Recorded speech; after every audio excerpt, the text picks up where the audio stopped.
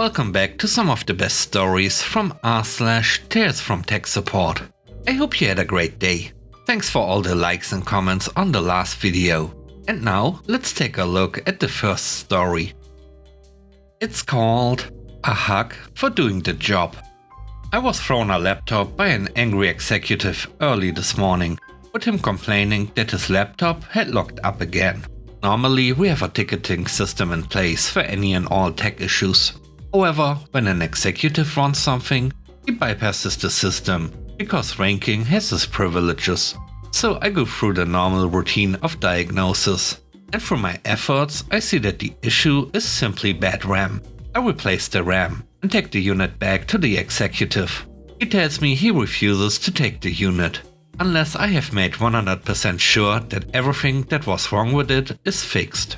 Internally, I wanted to punch this guy, but I held it in and simply asked him what other issues he was having and pulled out a notepad. He ran through a load of issues that all scream, "Just run a CC cleaner" to me, and I took his unit back to my desk.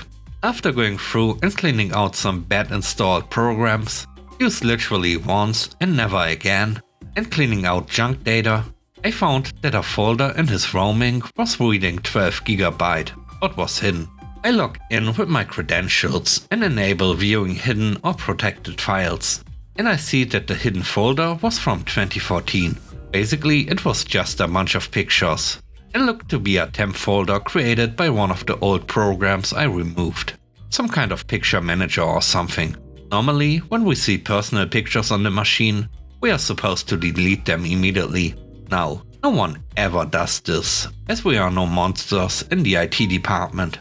Plus, this guy was an executive, so I decided to just move the pictures to his desktop, under a folder I created called Old Pics.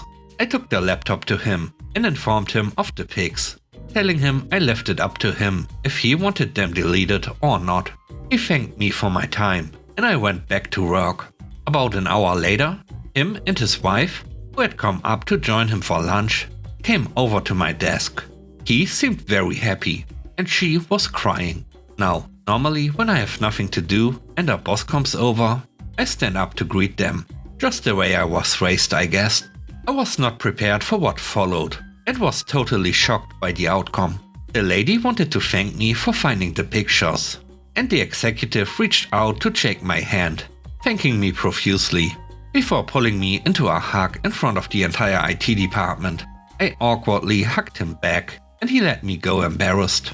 My eyes are wide, flabbergasted, and totally unprepared for this extremely out of character moment from this guy. Barely able to hold back the tears, his wife tells me that the pictures I recovered were thought to be lost. In 2012, their son had passed, and the pictures I recovered were taken right before. Because of a house fire a few years ago, they thought they lost every last photo of their son. Apparently, those were the photos I had recovered. His wife reached out to hug me, and everyone in the IT department stared at their screens hard, with puffy eyes, as we were all not expecting this kind of emotional event today.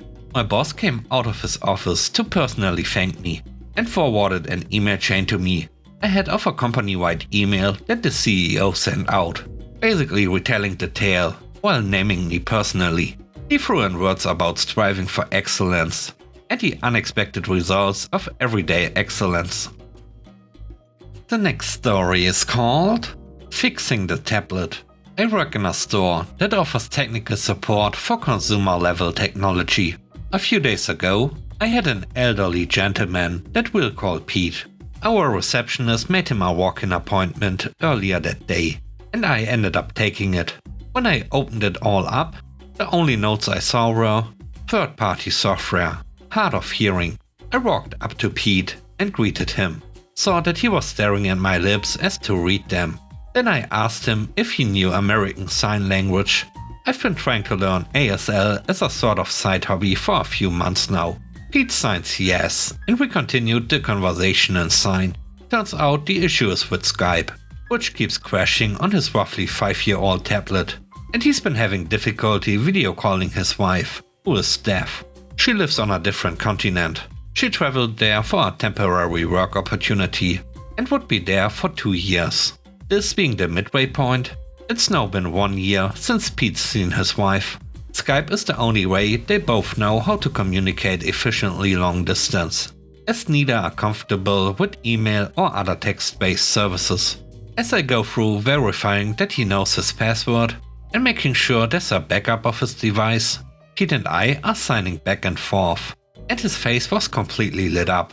I felt so good to be able to, albeit slowly, speak with him in his language and give him the time he deserved, even if his reason for visiting us had little to do with our physical product.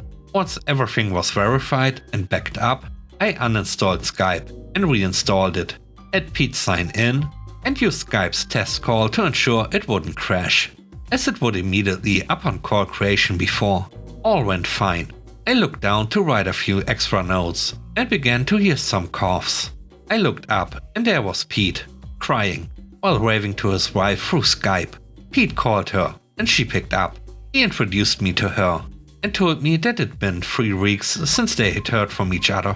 I stepped away to give him a moment alone. The third story is called Destroying the Phone. I work as an executive support technician for a large company. I have a team of 8 people under me, and we support high-ranking executives and their administrative assistants. Because of the nature of our work, we have the ability to get things done that the standard help desk cannot. We can force upgrades that would otherwise be denied, get things expedited, skip the normal procedures, and talk directly with the people who fix the issues. While we are executive support, there are still levels. When the CEO is in town, one of us is camped outside of wherever he might be, in case there's any sort of issue. For lower people, we make sure things get done as quickly as possible, but it's not a drop everything situation. As we prepped for the releases of the new iPhones, we braced for the flood of "I need this" that inevitably happens. We slot in orders immediately for the top of the pyramid guys, and then work our way down, replacing or sometimes having to tell them that they have to wait, because the device they have is too new to warrant replacing. So on Monday, the assistant of a lower-end executive put in a request to get both herself and the executive new iPhones. The executive was put on the approval list with a rate, but the assistant was denied. She had just been issued an iPhone a few months ago, and she began to raise hell about it. I have to support him, so I need to have the exact same phone, etc, etc. Still denied. On Tuesday, I got a ticket from the assistant. iPhone will not turn on. Require replacement with attached ticket for iPhone X request. I sent one of my drones out to investigate, and I immediately get a text saying I have to get out there. I get out there and the iPhone is red, dripping, like just pulled out of a glass of water red, with a screen that could only be called heavily cracked. The assistant states, "I was using it and it fell into my water bottle." So we take the phone back to our area, and I've called my manager over and we explained it. It's obvious what has happened. We've toweled it off, and when we turn it over, water drizzles out of the cracked screen. Well, as luck would have it, we have spares. So I plug a nice older model that was returned when the previous owner departed the company. I called and had the SIM reprovisioned. I reassigned the phone and have it returned to the assistant. 10 minutes later, the assistant is at our door, ranting, screaming, saying that she can't work like this. She needs a new phone, and if we don't give her one, executive will make us give her one. I step in and tell her, a permanent replacement is just beginning the process. We have had to issue you this phone as a loaner, so you can continue working until a permanent replacement is sourced. Q. Wednesday. The approval process has come back denied for her replacement. The loaner phone is now her permanent phone. This info is relayed to the assistant, who is fuming. Lots of, "Executive will hear about this," and statements of, "I can't believe this is happening to me. How will I work?" Wednesday afternoon, same assistant. New ticket. Phone broken. Needs replacement. I head out myself to see the issue, and the phone looks like it was dragged behind a truck for miles. The screen is shattered. A big chunk missing out the top near the camera. Big dents in the back. I calmly asked, "What happened? The phone was perfect this morning." "Well, since you gave me an old phone, my case didn't fit and it slipped out of my hands and fell down the stairs." "Well, okay. Could you tell me when and what stairwell this happened?" She does, and I take the mangled phone. I grab my manager and we head off to the security office and we pull the tapes. On the video, we see the assistant walking up the stairwell. Concrete stairs, metal handrail, your typical big building non-public stairwell. She reaches the top and proceeds to fling the phone, like one would skip a stone, down from the 6th floor to the mid-floor landing, where it lands. She steps on it and then kicks it down to the 5th floor. It bangs off the metal fire door and she picks it up, examines it, and then tosses it down the stairs towards the 4th floor, bouncing off a few steps, before landing on the mid-landing between 5 and 4. She picks the device up and pries a large section of something off the phone. We suspect this was the chunk missing by the camera. Then heads back up the stairs, running the phone against the cinder block wall as she climbs. So we grab a copy of the video, head straight to HR to sit with the personnel director. We show her the video. We show her the 2 damaged iPhones. We show her the tickets. I relay the abuse thrown to myself and my tags about how she demands the newest iPhone and has taken to destroying company property to get it. Termination follows. However, the user has gone home for the day. Her accounts are disabled. Her security badge flagged. 7:30 AM today, the assistant attempts to get into the building and her badge does not work. So she has to walk to the security office. The security officer takes the badge and walks her to HR. 8 AM, the security officer and 2 members of HR are escorting the assistant out of the building. She's alternating between yelling and crying, demanding that executive be called and that she's being framed. As she's brought through the main foyer, I'm on the 2nd floor balcony that overlooks the entrance. She looks up at me, curses me, and is gone.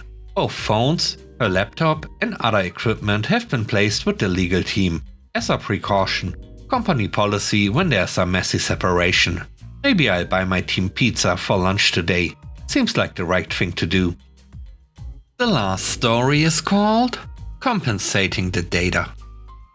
I had a customer call me in mobile tech support with the problem that his data wasn't working for 20 minutes. Pretty quickly I found out why. He had accidentally turned off his data on the phone menu, which happens a lot, but usually the customer goes, "Oops, silly me."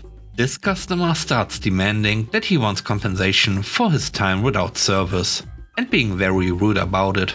After a couple of minutes, he's not taking that this is not something we do and that it was his mistake. So I get an idea. I tell him I'm going to speak to my manager. I went up to my manager, explain what's happening. He says the customer's being ridiculous. And I said, "Listen, I have this idea for him.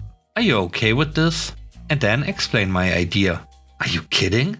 Let me get on the call, listening, before you go back. I wanna hear this." I went back to the phone. He gave me the thumbs up that he was ready to listen. And I proceeded. "Right, sir, I just had a word with my manager and I've managed to swing something for you. So let's break this down. You pay us $39.99 a month for free services, calls, texts and data.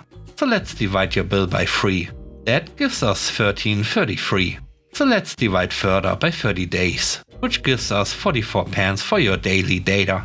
Now, you had your data turned off for 20 minutes, but for the purpose of this, I round it up to an hour. So we just need to divide that 44 pence by 24 hours.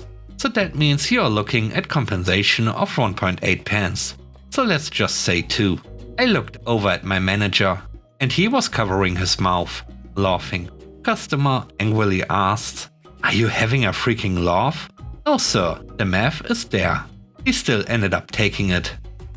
Thanks for watching the video to the end. I hope you enjoyed it. If you did, please don't forget to leave a like, comment and subscribe. And if you have time, watch another one of my videos. Also, if you want to support me further, check out the channel membership or Patreon. And now, I hope you have a great day. See you soon.